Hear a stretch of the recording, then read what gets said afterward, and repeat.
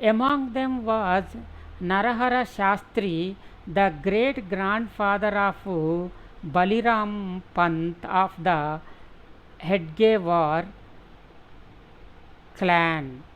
In 1853, Nagpur came under the yoke of the British rulers, and English education gained prominence to the utter neglect of traditional learning.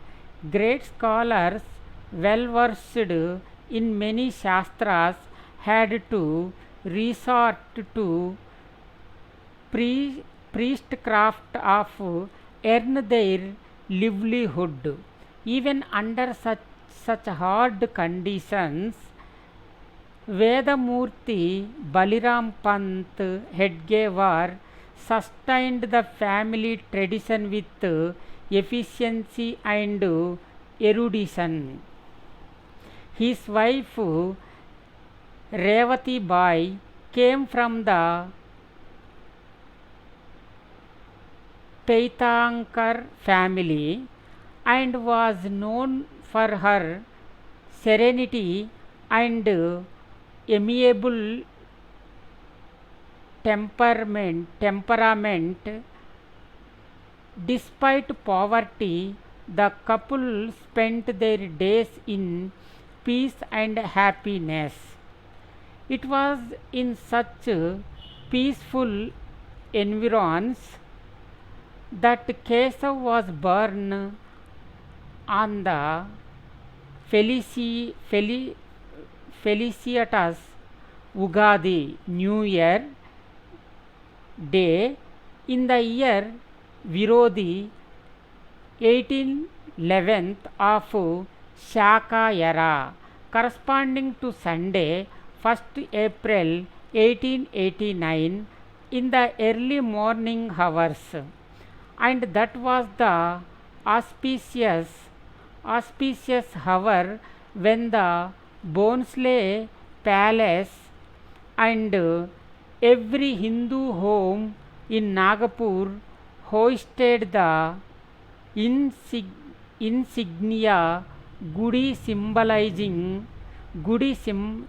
symbolizing the victory of Shalivahana over the invading Shakas, an historic movement of national deliverance. How significant the birth of the child Kesava at this hour was. Kesava was the fifth issue for his parents. They had 6 issues in all: 3 sons Mahadev, Sitaram and Kesav, and 3 daughters Saru, Raju and Rangu. The frolics of the children enlivened the atmosphere of the household and spread joy all around. From the moment of offering pranama to the family deity in the morning up to the time of reciting Subham Karoti Kalyanam. After lighting the lamp in the evening, the children were constantly exposed to traditional samskars and cultural ways. The boys' concern for learning was not to the neglect of sound physic. They ate wholesome food and possessed frames of steel. And among the lot, the eldest son Mahadev Shastri was outstanding.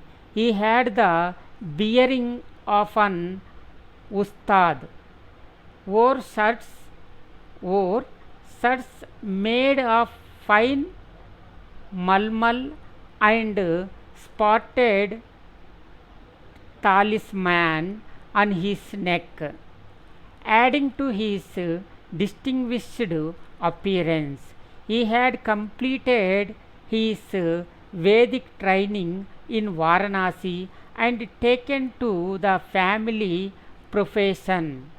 He was, however, keenly interested in bodybuilding and had converted portion of the house into gymnasium. He had equipped it with weights, mace, and other paraphernalia, paraperin, paraphernalia needed for workouts. He took delight in training the neighboring youth also in gymnastics. He contributed his share to the maintenance of the household, but substantial part of his earnings was spent for feeding to the trainees and friends at the gymnasium.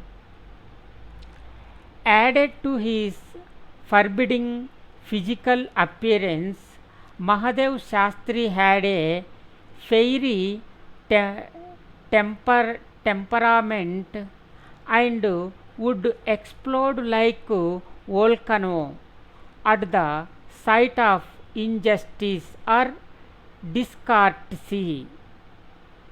Hence, once espied from the terrace, some mischievous persons pestering an innocent passer.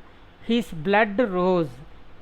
He, he at once jumped from the terrace directly onto the road and gave the mischief mongers the thrashing of their life. They felt lucky to have escaped alive. In performing challenging tasks, the three brothers vied with one another. Once a new well had been dug and the consecration was to take place, the brothers decided to remove all the dredge and clean the water, but they knew that the elders would not permit such hazardous venture. At the dead of night, when the others were asleep, the irrepressible threesome got up, stored enough water for the next day, and carried out the dredging operation throughout the night. At dawn the next day, crystal clear water was oozing from the wellspring. For nearly a score of years, at the close of last century and the beginning of present, there were repeated outbreaks of plague in the country. It is said the epidemic took toll of about a crore of lives. People died like worms, partly for want of effective drugs, and partly because of the callousness of the alien officialdom. Out of the 1 lakh population of Nagpur, 2 to 300 people died every day for weeks on end. Baliram Pant Hedgewar was ever ready to help with the obsequies of the deceased. One of the days He had to visit the crematorium as many as 20 times, but he never shirked from this religious obligation. He had to take bath a number of times each day. He refused to vacate the house, though many other families had moved to escape the dreaded epidemic. Though the house was maintained in meticulously clean manner, eventually rats appeared. After this, Baliram Pant shifted to the house of his son-in-law. There too plague did not spare him. His wife Revati Bai contracted the disease. One day Sitaram Pant went out to buy drugs. When he returned, he found both the parents dead. 1902, both corpses were carried together and were consigned to the flames on the same pyre. Kesav was then just 13 years of age. The sad and heart-rending death of both father and mother had left children rudderless on the ocean of life. As it to make their cup of misery full, with the passing away of the elders, Mahadev Shastri took to a loose and indisciplined life, and the younger brothers Sitaram and Kesav had to bear the brunt. The latter had to do all the household chores, from splitting firewood and storing water to cooking. On occasions they had to go without food. They had long since got used to move about in torn cloths, and to add to it, they had to stand gratuitous